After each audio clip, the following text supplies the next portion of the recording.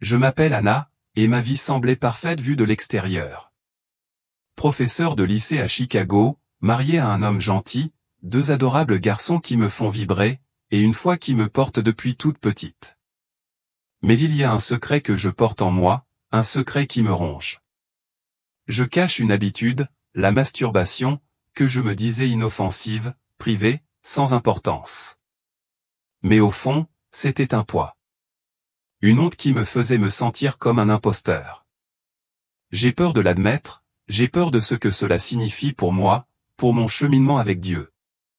Cette histoire n'est pas facile à raconter, mais elle est vraie, et elle a tout changé. Si cela vous touche, commentez, Amen, ou, besoin, ci-dessous, et partagez peut-être l'endroit d'où vous regardez ou un peu de votre propre combat. Abonnez-vous si cela vous parle. Notre chaîne est entièrement consacrée à des témoignages crus comme celui-ci, directement issus de l'œuvre de Dieu en nous. C'était un mardi soir, une soirée comme une autre dans notre confortable maison de Chicago. Les garçons dormaient. Mon mari, Marc, corrigeait des copies et je rangeais la cuisine. La vie semblait être une machine bien huilée, chargée, mais agréable. Ce jour-là, j'ai donné mon cours d'anglais, j'ai ri avec mes élèves et j'ai même animé un groupe de prière à l'église la veille au soir. Tout le monde me voyait comme la mère chrétienne fiable, celle au sourire chaleureux et aux paroles encourageantes. Mais intérieurement, je m'effondrais. Chaque soir, quand le silence régnait à la maison, je m'évadais dans mon intimité, me disant que c'était juste un moyen de décompresser. Ça ne faisait de mal à personne, n'est-ce pas? Juste moi, seul avec mes pensées, mon secret. Mais à chaque fois, une lourdeur s'installait dans ma poitrine, comme si je trahissais quelque chose de sacré. J'ai grandi dans une église qui prêchait la pureté, et j'y croyais, et j'y crois toujours. Mais cette habitude a commencé il y a des années, à l'adolescence, et m'a suivi jusqu'à l'âge adulte. J'ai essayé d'arrêter, j'ai prié, mais elle revenait toujours. Je la justifiais. Ce n'est pas comme si je trichais ou mentais. C'est juste moi. Pourtant, la honte était implacable. Je restais assis à l'église à chanter des cantiques, me sentant hypocrite. Je me demandais si Dieu était déçu, si j'étais allé trop loin. Je n'en ai jamais parlé à personne, pas même à Marc. Comment aurais-je pu? Il aurait eu moins d'estime pour moi. Mes amis à l'église me jugeraient, alors j'ai gardé ça pour moi, souriant malgré la culpabilité. Ce soir-là, alors que j'essuyais les comptoirs, j'ai eu le vertige. Je pensais être simplement fatigué. Longue journée, peut-être hypoglycémie. J'ai agrippé le bord de l'évier, les mains tremblantes, essayant de me stabiliser. La pièce était floue et mes genoux ont cédé.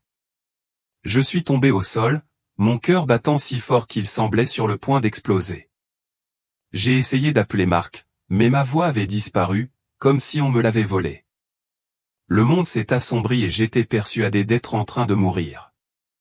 Ma dernière pensée a été, mes garçons, sauront-ils combien je les aime?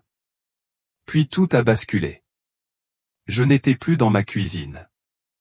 J'étais ailleurs, dans un endroit chaleureux, lumineux et terriblement réel. J'étais debout, non, flottant dans un lieu qui semblait fait de lumière. Ma peur était toujours là, mais plus discrète, comme un murmure plutôt qu'un cri. Et puis je l'ai vu. Jésus. Je ne peux pas expliquer comment j'ai su que c'était lui, mais je l'ai su. Sa présence était bouleversante. Non pas d'une manière effrayante, mais comme s'il voyait chaque partie de moi, le bon, le mauvais, le caché. Mon cœur battait la chamade et j'avais envie de me cacher, de dissimuler les parties de moi dont j'avais honte. Mais ses yeux étaient bienveillants, pas accusateurs. Je me suis préparé, m'attendant à ce qu'il dénonce mon péché, qu'il me dise que j'avais échoué. Mais il ne l'a pas fait. Au lieu de cela, il a parlé, et ses paroles m'ont frappé comme une vague, me promettant quelque chose que je n'étais pas prêt à affronter. J'étais encore sous le choc de ce moment, suspendu dans cet espace radieux, face à face avec Jésus. Mon cœur battait fort, non seulement à cause de la peur, mais aussi à cause du poids d'être enfin vu. J'avais passé des années à cacher mon secret, ma masturbation, la honte qui me collait à la peau comme un linge humide. Pourtant, ici, en sa présence, je me sentais exposé, mais pas condamné. Sa voix n'était ni forte ni colérique. Elle était ferme, comme celle d'un ami qui connaît vos pires moments et vous aime malgré tout. Il a dit, « Anna, ton cœur est lourd parce que tu as porté cela seul. » Je me suis figé. Il savait. Bien sûr qu'il savait. Ma gorge s'est serrée. J'aurais voulu argumenter, dire que ce n'était pas grave, mais ses paroles ont transpercé mes excuses comme un couteau dans du papier. Il m'a montré quelque chose, une sorte de vision dans la vision. C'était moi au fil des années, seul dans ces moments de calme où je cédais à mon habitude. J'ai compris que ce n'était pas seulement un acte physique. C'était un mur que j'avais construit, brique par brique, entre moi et Dieu. Chaque fois que je le justifiais, je l'éloignais encore plus. Non pas par colère, mais parce que je laissais la honte m'enraciner. J'ai vu des fils sombres, comme des ombres, se tisser à travers ces moments. Des murmures de mensonges qui disaient que j'étais sale, indigne. Jésus ne m'a pointé du doigt. Il m'a simplement laissé voir la vérité. Mon secret inoffensif était devenu un obstacle spirituel, ouvrant la porte à des doutes et à des attaques que je n'avais même pas remarquées. Mes yeux étaient piqués par les larmes.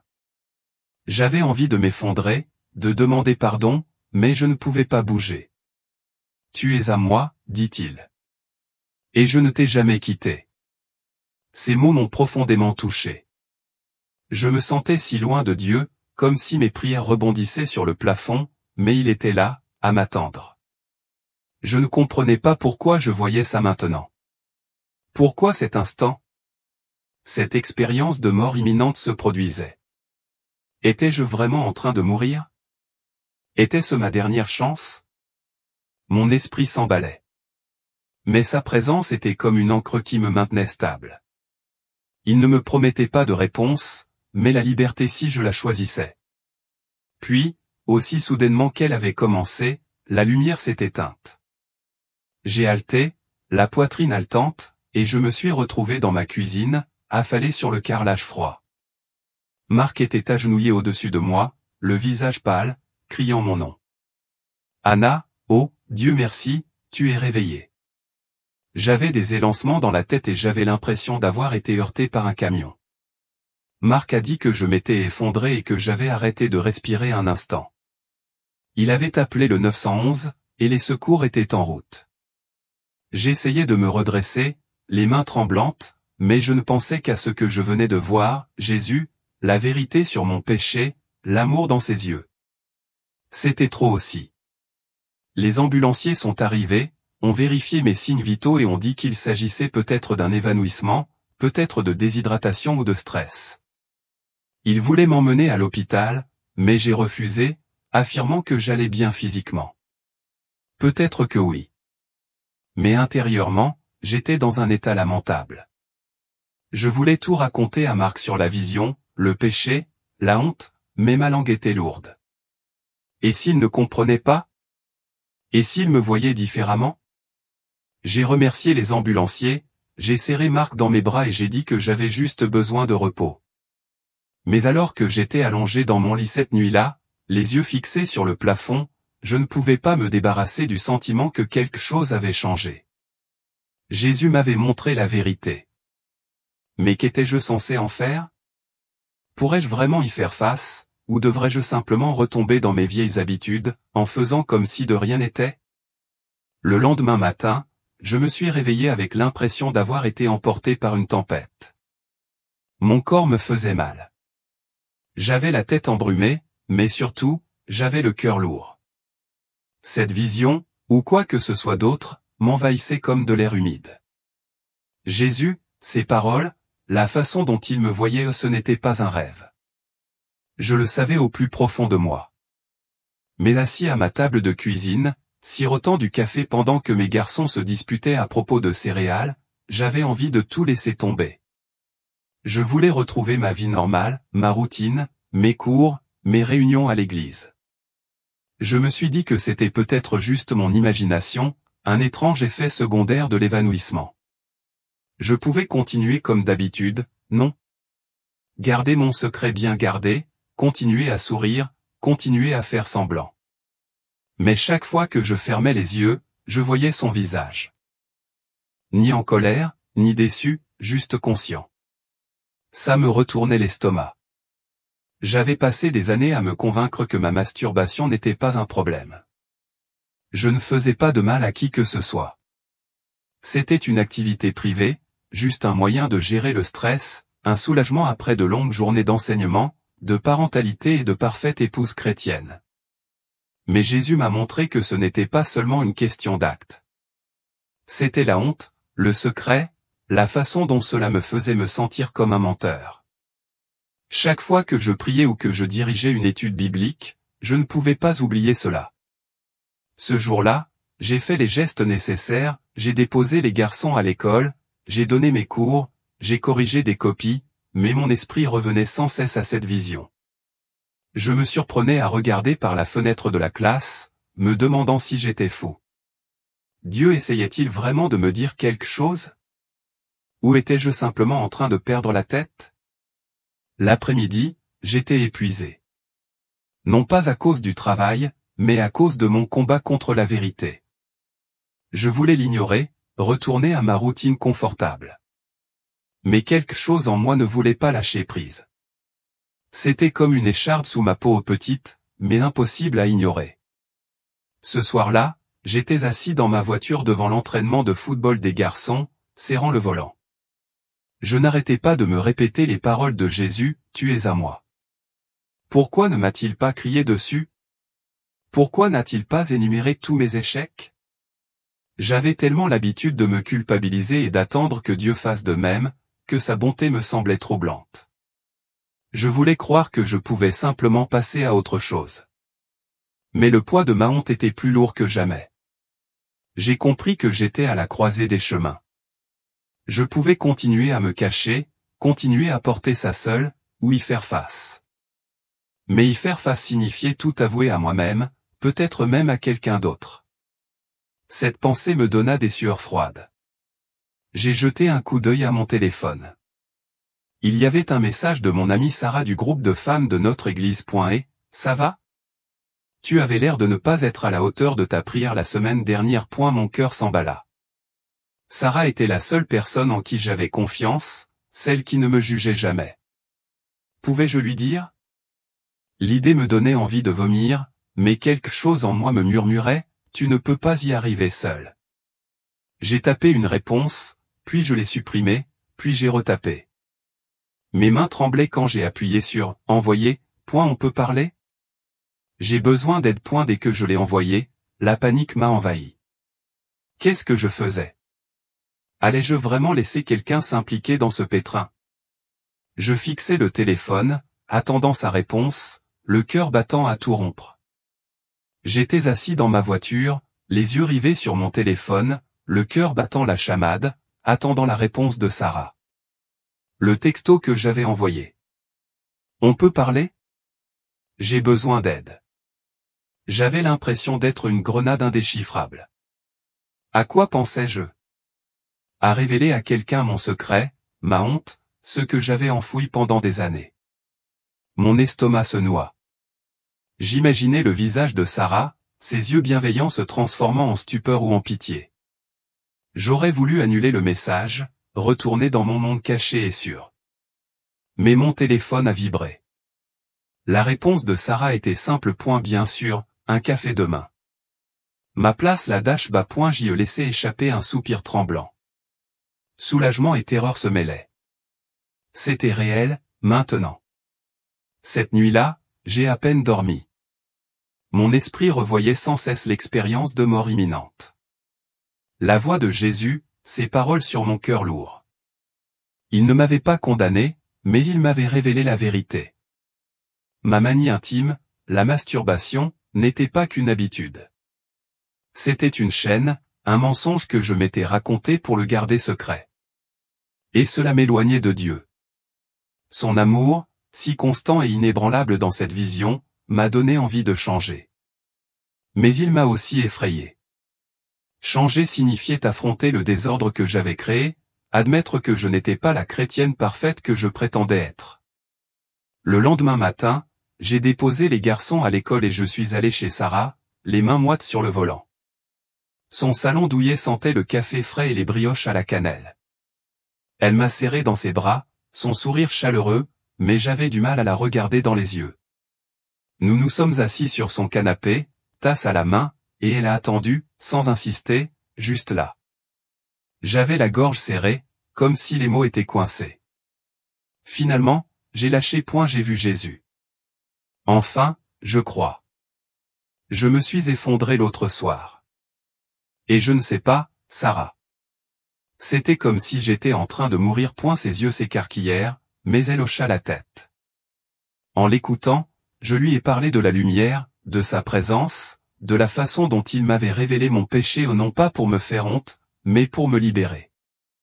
Ma voix s'est brisée lorsque j'ai admis le plus dur point c'est de la masturbation. Je le fais depuis des années. Je me disais que c'était bien, mais ce n'est pas le cas. Ça me donne l'impression d'être si loin de Dieu, comme si je faisais semblant. Des larmes coulaient sur mes joues et je me préparais à sa réaction, mais Sarah a simplement tendu la main vers moi, sa prise ferme point Anna, tu n'es pas seule, dit-elle point et tu n'es pas un imposteur. Dieu te voit et t'aime. J'étais abasourdi. Sans jugement, sans sermon. Elle m'a raconté comment elle avait lutté avec ses propres secrets. Rien à voir avec les miens, mais suffisamment pour la faire se sentir indigne. Elle a dit qu'elle prierait avec moi, qu'elle marcherait avec moi. J'ai ressenti une lueur d'espoir, comme une altère, mais aussi de la peur. Pourrais-je vraiment me libérer? En quittant sa maison, je me suis senti plus légère mais exposée, comme si j'étais sorti de l'ombre. Le soutien de Sarah était une bouée de sauvetage. Mais je savais que le vrai combat ne faisait que commencer. Et si je n'y parvenais pas? Et si je retombais dans mes vieux schémas? Je suis rentré chez Sarah, les mains encore tremblantes de notre conversation, avouant mon secret. La masturbation, la honte, le fossé spirituel qu'elle créait, me donnaient l'impression d'arracher un pansement collé depuis des années. La gentillesse de Sarah, sa promesse de prier avec moi, m'ont sauvé la vie. Mais cela m'a aussi laissé à vif. J'avais franchi une étape importante. Et maintenant? La vérité que Jésus m'avait révélée lors de cette expérience de mort imminente ne disparaîtrait pas. C'était comme un projecteur braqué sur mon cœur, et je ne pouvais plus me cacher. Je voulais la liberté, mais l'idée d'affronter mon addiction me nouait l'estomac. Étais-je vraiment capable de faire ça? Ce matin-là, après que les garçons soient partis à l'école et que Marc soit parti travailler, j'étais assis dans notre salon silencieux, les yeux rivés sur ma Bible. Je ne l'avais pas ouverte depuis l'effondrement. J'avais peur. J'avais peur de ce que Dieu pourrait dire. J'avais peur de me sentir comme un imposteur. Mais quelque chose m'a poussé. J'ai feuilleté les psaumes, mon livre de prédilection quand la vie me paraissait pesante, et je suis tombé sur le psaume 51. Crée en moi un cœur pur, ô Dieu. Mes yeux me piquaient. Je désirais cela un cœur pur mais cela me semblait si lointain. J'ai fermé les yeux et j'ai prié. Pas les prières raffinées que je réciterais à l'église, mais une prière honnête et désordonnée. Seigneur, je suis désolé. Je ne sais même pas par où commencer. Je veux être à nouveau près de toi, mais j'ai peur d'échouer. Aide-moi, s'il te plaît. Les mots me semblaient maladroits, comme si je trébuchais, mais ils étaient réels. Pour la première fois depuis des années, je ne me cachais pas. Je ne prétendais pas être la mère chrétienne parfaite. J'étais juste Anna, brisée et désespérée par Dieu. J'étais assise là, les larmes aux yeux, attendant quelque chose ou un éclair, une voix, n'importe quoi. Mais je ne ressentais qu'un silence paisible, comme si Dieu m'écoutait. Ce n'était pas dramatique, mais cela suffisait à me convaincre que je pouvais essayer. Ce jour-là, j'ai décidé d'affronter mon péché, et non de simplement le souhaiter. Je savais que ce ne serait pas facile. Cette habitude datait de plusieurs années, ancrée dans ma routine, un remède contre le stress ou la solitude. J'avais déjà essayé d'arrêter, je m'étais fait des promesses, mais j'avais toujours rechuté. Mais cette fois, c'était différent. L'amour de Jésus dans cette vision, le soutien de Sarah, tout cela m'a donné du courage. J'ai élaboré un plan. Fini les soirées blanches seul avec mon téléphone. Fini de laisser mon esprit vagabonder. Je dirais à Marc que j'avais besoin de rendre des comptes, même si cela me terrifiait. L'idée de cette conversation me faisait battre le cœur. Mais je ne pouvais pas continuer à me cacher de lui. Le soir, j'étais déjà testé. Les garçons étaient chez un ami. Marc travaillait tard et la maison était trop calme. Cette envie familière s'insinua, me murmurant qu'une fois ne ferait pas de mal. Mes mains tremblaient tandis que je prenais mon téléphone, l'écran luisant comme un piège. J'avais envie de céder, de ressentir ce soulagement temporaire, mais je me souvins alors du regard de Jésus. Bienveillant, pas condamnant. J'ai laissé tomber le téléphone et j'ai attrapé ma Bible à la place, l'ouvrant, cherchant désespérément quelque chose à quoi m'accrocher. Ce que je lus ensuite me stupéfia net, et je sus que ce n'était pas une coïncidence. Mes mains tremblaient en tenant la Bible. Le téléphone était toujours posé sur le canapé, me tentant. Cette envie de retomber dans mes vieilles habitudes était comme une vague qui m'emportait. J'étais seul, la maison silencieuse, et les murmures familiers, juste une fois, ce n'est pas grave, étaient bruyants dans ma tête. Mais je n'arrêtais pas de voir le visage de Jésus lors de cette expérience de mort imminente, sa voix disant, « Tu es à moi ». Je voulais croire que je pouvais être libre, mais l'attraction était si forte. J'ai ouvert la Bible, cherchant désespérément quelque chose pour m'ancrer, et je suis tombé sur Jacques 4, 7. Résistez au diable, et il fuira loin de vous. J'ai eu le souffle coupé. J'avais l'impression que Dieu me parlait directement. Je l'ai relu, plus lentement, laissant les mots pénétrer mon esprit. Résistez. Ne faites pas seulement plus d'efforts, mais résistez. J'ai réalisé qu'il ne s'agissait pas seulement de se débarrasser d'une habitude. C'était un combat spirituel. Mon secret, la masturbation, avait été mon échappatoire. Mais c'était aussi une porte que j'avais laissée ouverte, laissant entrer des mensonges comme quoi j'étais indigne, que Dieu ne pouvait pas m'aimer tel que j'étais.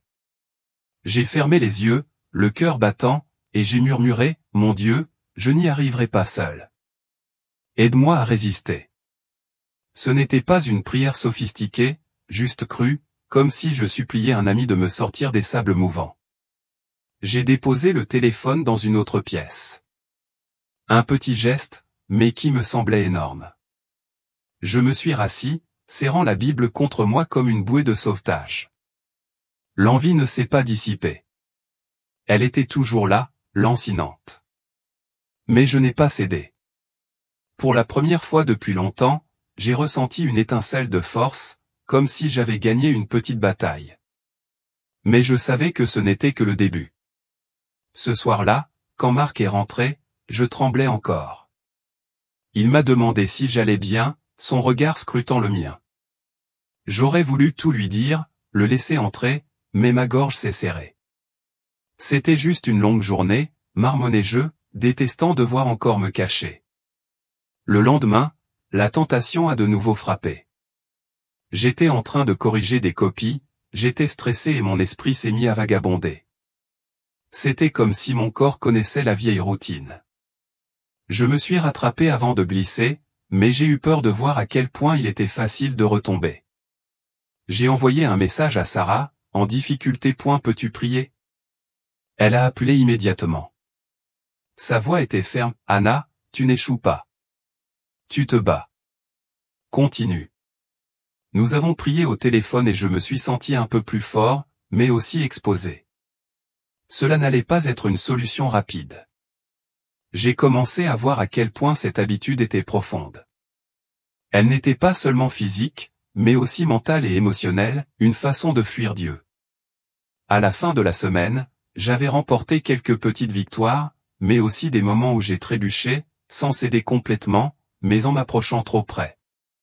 À chaque fois, je sentais cette honte revenir, murmurant que je ne changerais jamais. Mais ensuite je me souvenais de l'amour de Jésus, de la façon dont il ne s'était pas détourné de moi dans cette vision. Je m'y suis accroché. Mais je savais aussi que je ne pouvais pas continuer à me battre seul. J'ai dû dire à Marc de le laisser participer à cela, même si cela me terrifiait. Alors que je m'asseyais devant lui ce soir-là, le cœur battant, je me demandais s'il me verrait toujours de la même manière. Je me suis assise en face de Marc à la table de la cuisine. Les garçons dormaient à l'étage, la maison était si silencieuse que j'entendais mon propre cœur battre. Mes mains étaient moites, je tordais une serviette en lambeaux. J'avais répété ce moment une centaine de fois depuis ma conversation avec Sarah. Mais maintenant, avec le regard bienveillant de Marc sur moi, j'avais l'impression que j'allais m'enfuir. Lui révéler mon secret, la masturbation, la honte, l'expérience de mort imminente était comme sauter d'une falaise. Et s'il me regardait différemment? Et s'il était dégoûté? Mais je ne pouvais plus continuer à me cacher, ni après que Jésus m'ait montré la vérité, ni après que les prières de Sarah m'aient donné du courage. J'ai dû laisser entrer Marc. « Anna, qu'est-ce qui ne va pas ?» demanda Marc d'une voix douce mais inquiète. Il a tendu la main vers moi et je l'ai retirée. Non pas parce que je ne le voulais pas, mais parce que j'étais terrifié. J'ai pris une inspiration tremblante. « Il faut que je te dise quelque chose », ai-je commencé d'une voix à peine plus forte qu'un murmure. « C'est dur. Je te cache quelque chose depuis des années. » Son front se fronça, mais il resta silencieux, attendant. Je l'ai lu en trébuchant, en lui parlant de mon habitude. Comment je l'ai justifié en disant que ce n'était pas grave? Comment j'ai eu l'impression d'être un imposteur dans ma foi? Je lui ai parlé de l'effondrement, de la vision de Jésus, de la façon dont il m'a montré le poids spirituel de mon secret sans me condamner. Je ne pouvais pas le regarder. Mes yeux étaient rivés sur la table, des larmes coulaient sur le bois. J'ai tellement honte, je me suis étouffé. J'y l'ai caché, pensant pouvoir y arriver seul, mais ça m'éloigne de Dieu. De toi. Le silence pesait lourd et je me préparais au pire. Puis j'ai senti sa main sur la mienne, chaude et stable. « Anna, dit-il d'une voix épaisse. Merci de me l'avoir dit. » J'ai levé les yeux, choqué. Ses yeux étaient humides. Mais il n'y avait pas de jugement, juste de l'amour. Je ne suis pas parfait non plus, il a dit. J'ai mes propres difficultés. On est tous dans le même bateau. J'ai pleuré plus fort, le soulagement m'envahissant. Marc ne s'est pas éloigné. Il m'a attiré plus près de lui et m'a serré fort dans ses bras. Nous avons parlé pendant des heures de ma honte, de ses peurs, de notre mariage. Il a promis de prier pour moi, de prendre de mes nouvelles, de m'aider à fixer des limites. Ce n'était pas une solution magique, mais c'était un début. Avoir Sarah et maintenant Marc à mes côtés m'a fait me sentir moins seul, comme si je pouvais réellement lutter contre cela. Le lendemain, Sarah est venue et nous avons prié tous les trois ensemble. Sa présence était comme une couverture chaude, me stabilisant. Elle a partagé un verset, 1 Jean 1h9, « Si nous confessons nos péchés, il est fidèle pour nous les pardonner. » Cela m'a profondément touché, me rappelant l'amour de Jésus dans cette vision. Mais même avec leur soutien, le combat n'a pas été facile. La tentation persistait, surtout lors des journées stressantes. Je me surprenais à retomber dans de vieux schémas de pensée. Et la honte essaierait de revenir en murmurant, « Je ne serai jamais libre. » Mais Sarah et Marc m'ont gardé les pieds sur terre, en priant quand je ne le pouvais pas. J'ai commencé à les voir comme un don de Dieu, des alliés dans une bataille que je ne pouvais pas gagner seul. Pourtant, je sentais quelque chose de plus sombre se cacher, quelque chose qui voulait me garder enchaîné. Un soir, alors que je priais, un frisson me parcourut, comme si j'étais observé, et je réalisais que ce combat était plus grand que je ne le pensais. Ce soir-là, je m'agenouillai près de mon lit, la maison silencieuse, à l'exception du léger bourdonnement du réfrigérateur en bas. Ma prière était simple, demander à Dieu de me donner de la force. Mais lorsque je murmurais « Amen », un frisson me parcourut l'échine. Ce n'était pas seulement l'air frais de Chicago. C'était comme si quelque chose était dans la pièce avec moi au lourd, oppressant. Mon cœur s'est mis à battre la chamade et mon esprit s'est rempli de pensées que je n'avais pas invitées, « Tu ne changeras jamais. Tu es trop faible. Dieu en a fini avec toi. J'ai secoué la tête, essayant de les repousser, mais elles étaient fortes, implacables. J'avais déjà ressenti de la honte, mais là, c'était différent, aiguisé comme un couteau qui me tord le ventre. J'ai alors compris à quoi je faisais face. Ce n'était pas seulement une habitude que je combattais. C'était une attaque spirituelle. Je n'avais jamais vraiment pensé à Satan auparavant. Certes, je savais qu'il était réel, mais je l'imaginais tentant les gens avec de graves péchés, meurtres, vols, ce n'était pas mon combat. Mais, assis là, les mains tremblantes, je me suis souvenu de ce que Jésus m'avait montré lors de cette expérience de mort imminente. Mon secret. La masturbation n'était pas qu'une habitude. C'était une porte que j'avais laissée ouverte. Chaque fois que je cédais, je laissais ces mensonges s'infiltrer, me disant que je ne valais rien, que je n'étais pas aimable. Maintenant, avec Marc et Sarah qui priaient pour moi, mon cœur rivait à la liberté, ces murmures devenaient plus forts, comme si quelque chose cherchait désespérément à me maintenir enchaîné. J'ai pris ma Bible et les feuilleté jusqu'à Éphésiens 6, notre lutte n'est pas contre la chair et le sang, mais contre les esprits du mal. J'ai eu le souffle coupé. C'était ça. La honte, la tentation, les voix, ce n'était pas seulement moi. C'était un ennemi qui luttait pour me retenir. J'étais effrayé, mais aussi en colère. Je n'allais pas laisser cela gagner. J'ai prié à nouveau, plus fort cette fois, d'une voix tremblante mais ferme. Dieu, je suis à toi. Protège-moi. Fais taire ces mensonges. J'ai imaginé le visage de Jésus dans la vision. Ses yeux remplis d'amour, et la lourdeur de la pièce s'est un peu atténuée. Le lendemain, j'en ai parlé à Sarah autour d'un café. Elle a hoché la tête comme si elle avait vécu la même chose. C'est Satan, a-t-elle dit d'un ton neutre. Il déteste quand on s'engage vers la liberté. Il vous jettera tout à la figure, le doute, la honte, tout ce qui fonctionne. Elle priait avec moi, audacieuse et acharnée. Se réclamer de la protection de Dieu était comme une armure, comme si je ne combattais pas seul. Mais malgré son soutien, les attaques continuaient. La nuit, quand j'étais seul, les murmures reprenaient, me disant que j'échouerais, que Marc se lasserait de moi, que la grâce de Dieu avait des limites. Je restais éveillé, la poitrine serrée, me demandant si j'étais assez fort. Un soir, après une longue journée de cours, j'ai failli céder. Les garçons étaient au foot. Marc était en réunion, et j'étais épuisé. Cette vieille envie m'a frappé de plein fouet, et ces mensonges étaient là. Personne ne le saura. Tu ne fais de mal à personne. Mes mains tremblaient tandis que je cherchais mon téléphone. Mais soudain, je me suis souvenu de la prière de Sarah, de la promesse de Jésus.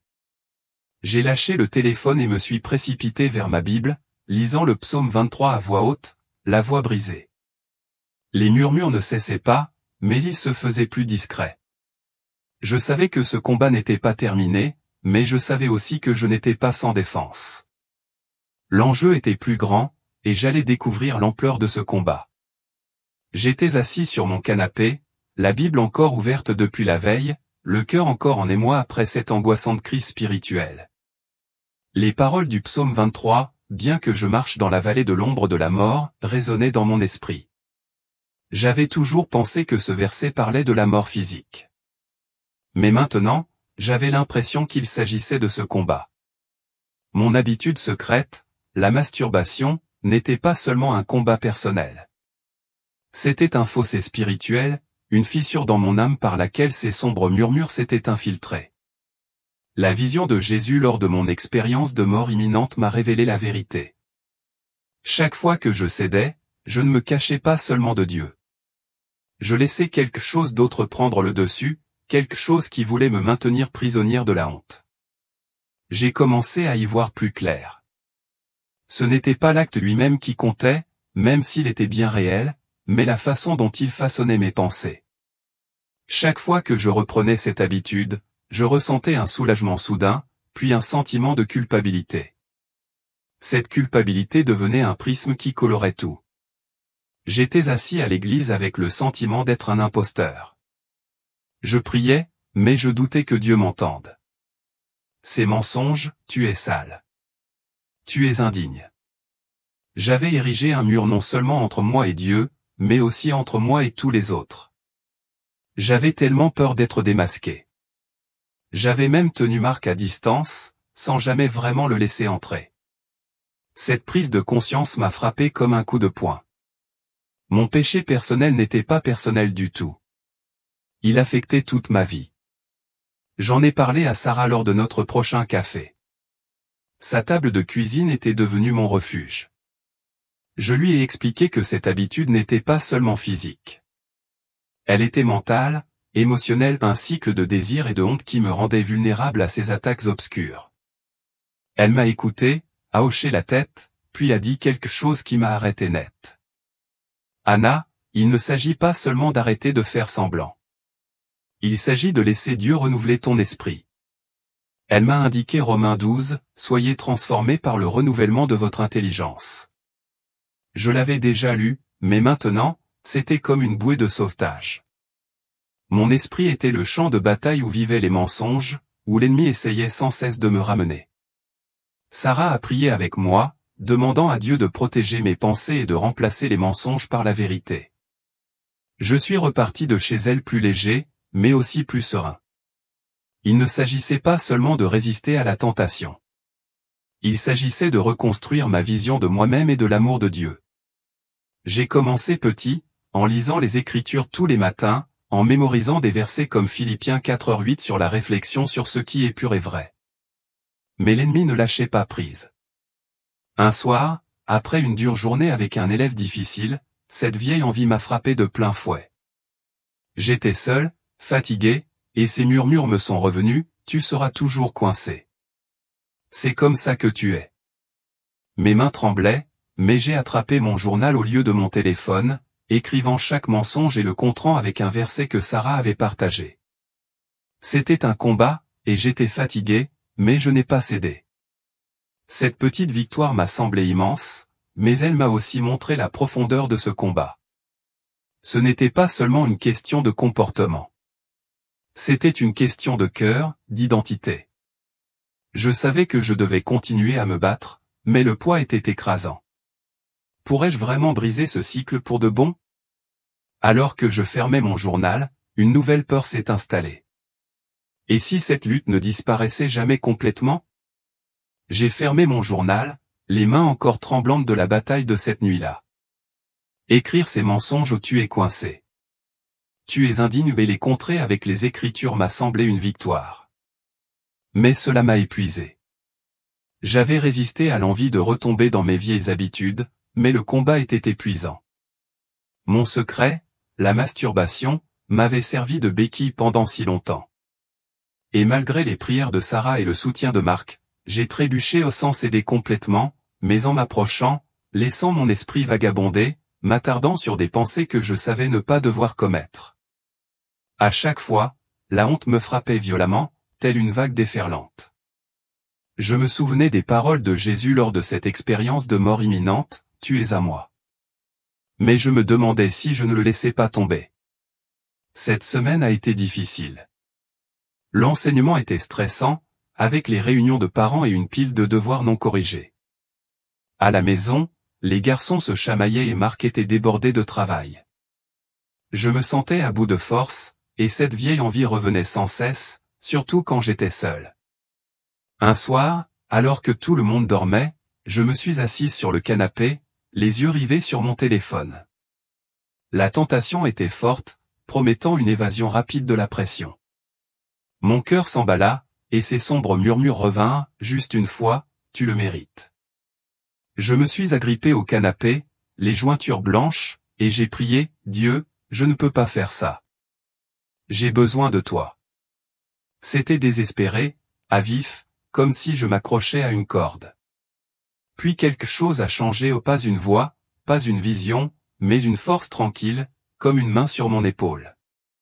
Je me suis souvenu des paroles de Sarah sur le renouvellement de mon esprit. Et j'ai pensé à 2 Corinthiens 12:9, ma grâce te suffit, car ma puissance s'accomplit dans la faiblesse.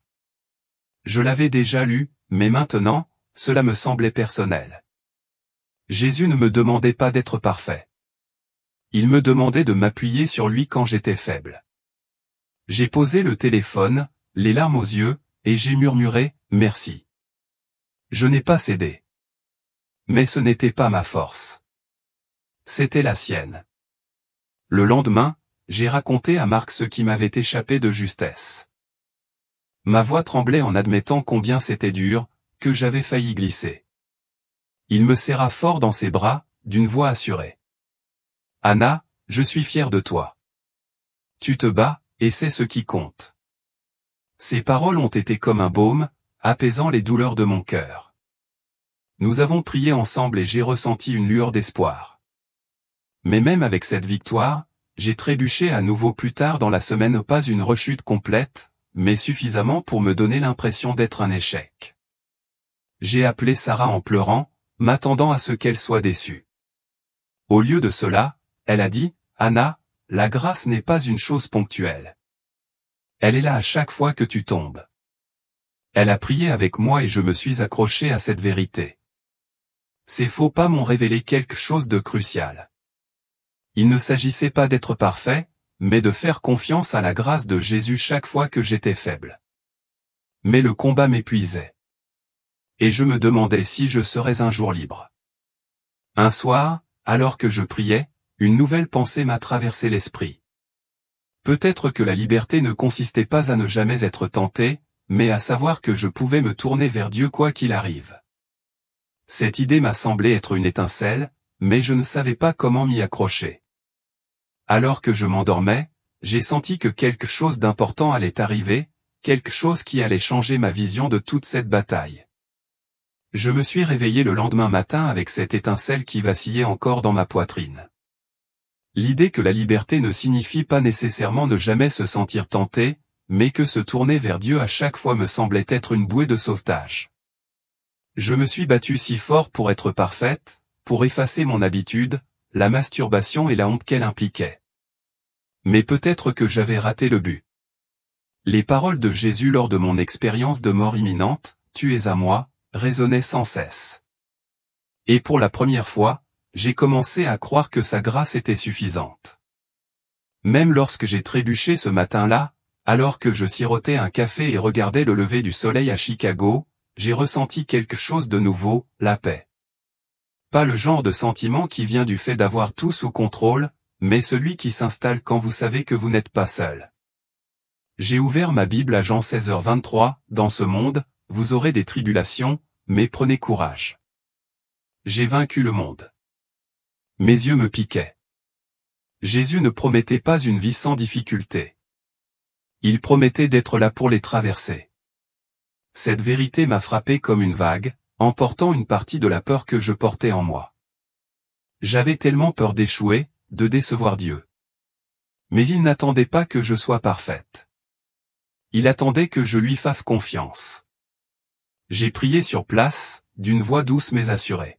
« Seigneur, je suis à toi. Garde-moi près de toi. Même quand je fais des erreurs. » C'était comme une capitulation. Et pour la première fois, la capitulation ne ressemblait pas à une défaite. Ce jour-là, je me suis senti plus légère en donnant mes cours, en riant avec mes élèves. Même lorsque le stress s'accumulait, j'en ai parlé à Sarah au téléphone et elle m'a applaudi comme si j'avais gagné un marathon. « C'est ça, Anna, dit-elle. C'est ça, la liberté. Savoir que Dieu est là pour toi, quoi qu'il arrive. » Ces mots m'ont marqué et j'ai commencé à voir ma vie sous un nouvel angle. Ma relation avec Dieu semblait plus profonde, plus réelle, comme si je pouvais lui parler sans me cacher. J'ai même remarqué de petits changements à la maison, je souriais davantage avec les garçons, je me sentais plus proche de Marc. Ce n'était pas parfait, mais c'était un progrès. Mais l'ennemi n'en avait pas fini. Ce soir-là, après une longue journée, cette vieille envie m'a de nouveau frappé. J'étais seul à corriger des copies, et mon esprit s'est mis à vagabonder. Ces murmures familiers se sont glissés dans ma tête, « Tu es encore faible. Ce sera toujours toi. » Mon cœur s'est emballé, pendant un instant, je me suis figé, tenté de céder. Mais ensuite je me suis souvenu de ce verset, de ce morceau du matin. J'ai pris mon journal et j'ai écrit « La grâce de Dieu suffit ».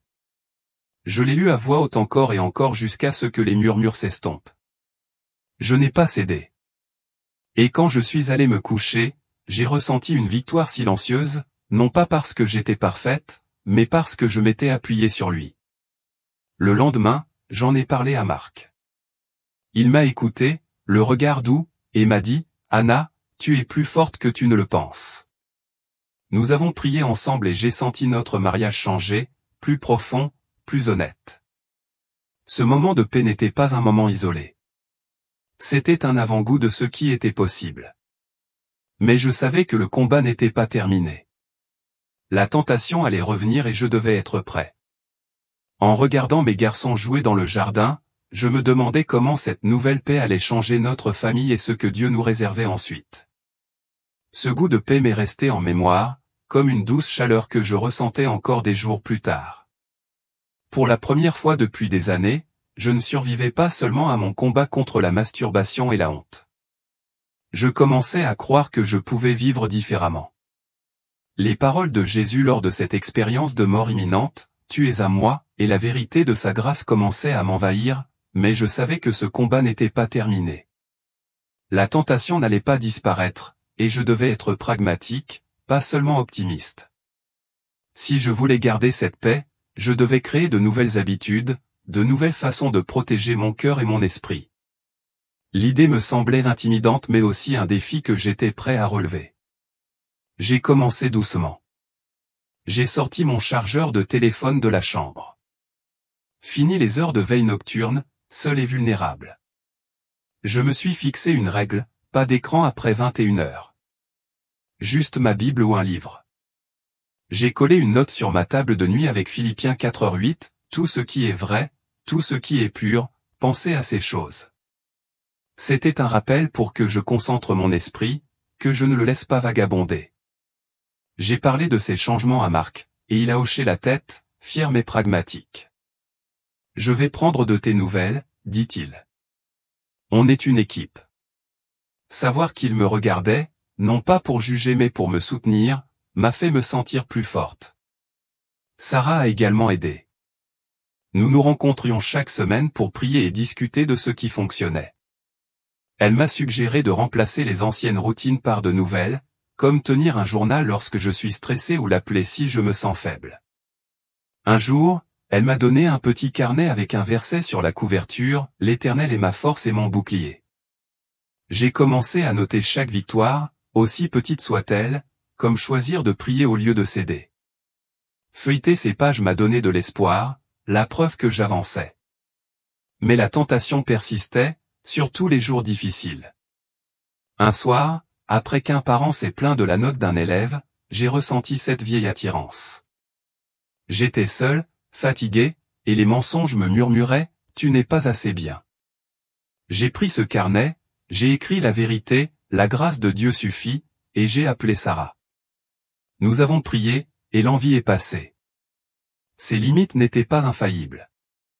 Certains soirs, je déviais, laissant mes pensées vagabonder trop loin avant de me reprendre. Chaque fois, je ressentais un pincement de culpabilité, mais je me souvenais de 2 Corinthiens 12, ma puissance s'accomplit dans la faiblesse. Je priais, je confessais et je persévérais.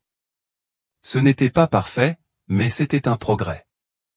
J'ai commencé à comprendre que ces changements ne se limitaient pas à éviter le péché. Ils visaient à construire une vie où je pouvais ressentir la présence de Dieu, et non sa distance. Mes prières étaient à nouveau sincères, comme si je parlais à un ami, et non à un juge. Mais la vie ne cessait de me mettre à l'épreuve. Un soir, Marc et moi avons eu une vive dispute à propos d'horaire, et j'ai senti ce vieil isolement s'installer. J'avais envie de me replier sur moi-même, de retomber dans mon habitude secrète pour me réconforter. Au lieu de cela, je lui ai confié ce que je ressentais, effrayé, dépassé. Son visage s'est adouci et nous avons discuté, priant ensemble. Ce moment m'a montré que quelque chose de nouveau était possible. Pas seulement pour moi, mais pour nous. En le regardant dormir cette nuit-là, je me suis demandé comment cette honnêteté allait changer notre mariage et ce que Dieu me réservait. Je restais éveillé, la respiration régulière de Marc à mes côtés, ressentant une chaleur que je n'avais pas connue depuis des années. Notre conversation après cette dispute franche, sincère, sans tabou m'a montré à quel point mon secret nous avait séparés. Mon combat contre la masturbation ne concernait pas que moi. Il avait érigé une barrière entre nous, me forçant à cacher une partie de moi-même à l'homme que j'aimais. Mais maintenant, grâce à ma confession et aux prières de Sarah, cette barrière s'effondrait. J'avais tout raconté à Marc, l'habitude, la honte, l'expérience de mort imminente avec Jésus. Et au lieu de s'éloigner, il s'était rapproché de moi. Ce n'était pas seulement mon cœur qui se sentait plus léger. Notre mariage était en train de changer, de devenir plus profond, plus réel. Le lendemain matin, alors que nous préparions le petit déjeuner ensemble, je me suis surprise à sourire, à prendre mes responsabilités, et je ne savais pas quoi dire. « Marc, je suis vraiment désolé », ai-je commencé d'une voix tremblante. J'ai caché quelque chose, et ça me ronge. Je lui ai parlé de cette habitude, de la culpabilité, et de la façon dont Jésus m'a montré que c'était un obstacle spirituel. Son regard s'est adouci et il m'a serré fort dans ses bras. « Anna, je t'aime. On va s'en sortir. » Ce moment a tout changé. Je ne me battais pas seulement pour moi. Je me battais pour nous, pour notre famille. J'ai commencé à fixer des limites, pas de veille téléphonique tard le soir, plus de prières, plus d'honnêteté, et ça a fonctionné. Je me sentais plus proche de Dieu, de Marc, comme si j'étais enfin libre. Mais l'ennemi n'en avait pas fini. Ces sombres murmures, « tu n'es pas assez, tu vas échouer », me parvenaient encore, surtout quand j'étais stressé. Je m'appuyais sur les prières de Sarah, le soutien de Marc et des versets comme 2 Corinthiens 12 sur la suffisance de la grâce de Dieu. Chaque victoire, chaque fois que j'ai choisi Dieu plutôt que mes vieilles habitudes, m'a fortifié. Ce matin-là, tandis que Marc retournait des crêpes et que les garçons riaient, j'ai vu comment mon honnêteté nous guérissait. J'ai dit à Marc, « Je veux rester ouverte avec toi. » Plus de secrets. Il a souri en me serrant la main. « Je suis là, Anna, toujours. » Ce soir-là, nous nous sommes assis ensemble et j'ai expliqué que cette habitude n'était pas seulement physique, mais mentale, et qu'elle avait alimenté les mensonges selon lesquels je n'étais pas digne. Marc m'a écouté, puis a prié avec moi, d'une voix posée. C'était comme un nouveau départ, comme si notre mariage était reconstruit sur la vérité. J'ai commencé à comprendre comment Dieu utilisait cela pour nous rapprocher, non seulement de lui, mais aussi l'un de l'autre. Les garçons l'ont remarqué aussi. Notre maison était plus chaleureuse, plus légère. Mais je savais que cette liberté impliquait des responsabilités. Je ne pouvais pas me laisser porter. Je devais continuer à choisir la grâce de Dieu. Continuer à me battre. Alors que nous faisions la vaisselle après le dîner, Marc a prononcé une phrase qui m'a arrêté net, laissant entendre un but plus profond à ce voyage. Ce soir-là, à table, ces paroles m'ont arrêté net, un torchon à la main. « Anna, peut-être que Dieu veut quelque chose de plus grand avec ça, » dit-il, le regard fixe mais brillant d'une lueur nouvelle. « Peut-être que ton histoire n'est pas seulement pour toi. » Je me suis figé, le cœur battant la chamade. J'étais tellement concentré sur mon propre combat, sur ma libération de mon habitude secrète, sur la honte, sur le fossé spirituel qu'elle créait, que je n'avais pas pensé à la suite. Mais les paroles de Marc ont semé une graine. Mon combat, mon expérience de mort imminente avec Jésus, pouvait-il être plus qu'un combat personnel? Pouvait-il être quelque chose que Dieu voulait utiliser? J'avais passé des semaines à reconstruire mon cœur, m'appuyant sur les prières de Sarah, le soutien de Marc et la grâce de Dieu. La paix que je ressentais alors n'était pas qu'un instant passager. C'était une nouvelle façon de vivre. Je n'étais pas parfaite. La tentation continuait de me mentir, me chuchotant des mensonges comme quoi j'étais faible et indigne. Mais j'apprenais à riposter avec la vérité. Des versets comme Romains 8:1, « Il n'y a maintenant aucune condamnation pour ceux qui sont en Jésus-Christ » étaient mon encre. Je les écrivais dans mon journal, je les lisais à voix haute. Quand la voix de l'ennemi se faisait plus forte, ma relation avec Dieu reprenait vie, comme si je pouvais prier sans aucun mur entre nous. Et avec Marc, notre mariage était plus fort, fondé sur l'honnêteté, et non sur les secrets. Mais le commentaire de Marc m'a fait regarder vers l'extérieur. J'ai commencé à remarquer des choses comme la façon dont les encouragements de Sarah ne m'ont pas seulement aidé mais l'ont rendue plus audacieuse dans sa propre foi, ou comment les prières de Marc pour moi semblaient approfondir sa confiance en Dieu. Mon combat, ma liberté, se propageait. Je commençais à me demander si Dieu voulait que je partage cela pour aider d'autres personnes enlisées dans leur propre combat silencieux. Cette pensée me terrifiait. Parler de ma masturbation, de ma honte même avec l'amour de Jésus qui me guidait, c'était comme être sous les projecteurs sans aucun scénario. Un dimanche, j'ai tâté le terrain. À notre groupe de femmes, j'ai partagé un petit bout de mon histoire, pas les détails, mais comment je me sentais loin de Dieu, prisonnière de la honte, jusqu'à ce que Jésus me fasse grâce. Le silence s'installa dans la salle. Puis des mains se levèrent. Des femmes que je connaissais depuis des années commencèrent à partager leurs propres difficultés, péchés secrets, culpabilité, peur du jugement. J'étais abasourdi. Ma vulnérabilité a ouvert une porte, et j'ai vu des larmes, des hochements de tête, et même quelques « Amen ». Sarah m'a serré la main en murmurant « Tu vois, Dieu t'utilise ». Mon cœur s'emballa, non pas de peur, mais d'émerveillement. C'était plus grand que moi. Ce soir-là, j'ai prié, « Seigneur, si tu veux que je partage cela, donne-moi du courage. » J'ai ressenti une émotion, comme s'il me disait, « Fais-moi confiance. » Je n'étais pas totalement libéré de la tentation. Certains jours étaient encore difficiles, mais j'étais libéré du mensonge que je devais cacher. J'ai commencé à considérer ma vie comme un témoignage, et non comme un échec. Mais jusqu'où étais-je censé aller ? Le partager au-delà de mon église. L'idée me retournait l'estomac. Mais alors que je m'endormais, j'ai senti un petit coup de pouce, comme si Dieu me préparait à quelque chose d'encore plus grand. Je me tenais devant le groupe de femmes de notre église, les mains moites, le cœur battant la chamade. Un mois plus tard, ce dimanche-là, j'avais partagé un bout de mon histoire et vu ces femmes s'ouvrir à leurs propres difficultés. Ce moment a allumé un feu en moi. Les mots de Marc résonnaient sans cesse, peut-être que mon histoire n'était pas seulement pour moi. Sarah n'arrêtait pas de me pousser du coude, me disant que Dieu m'appelait à parler.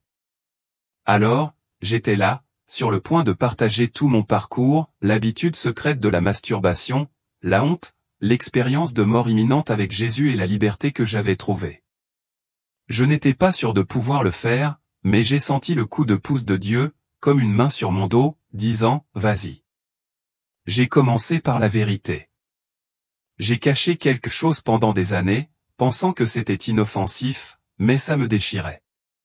Je leur ai parlé de mon habitude, de la façon dont je la justifiais, de la façon dont elle dressait un mur entre moi et Dieu.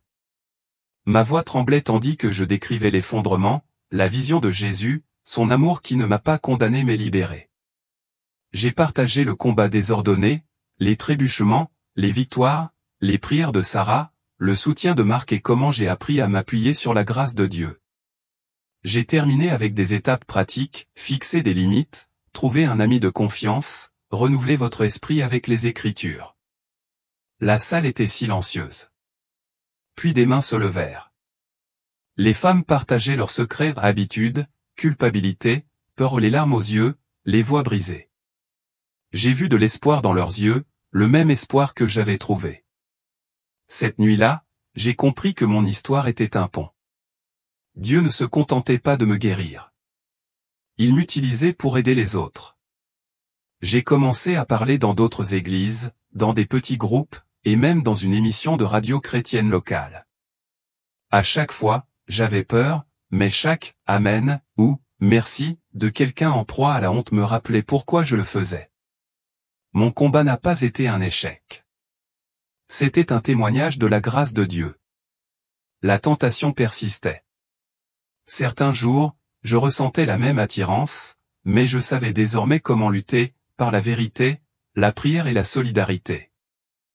Ma relation avec Dieu était plus profonde, mon mariage plus fort, mon cœur libre. J'ai commencé à partager des étapes pratiques avec d'autres, déplacer votre téléphone hors de portée la nuit, mémoriser des versets comme Philippiens 4:8, noter vos victoires dans un journal, trouver un allié comme Sarah.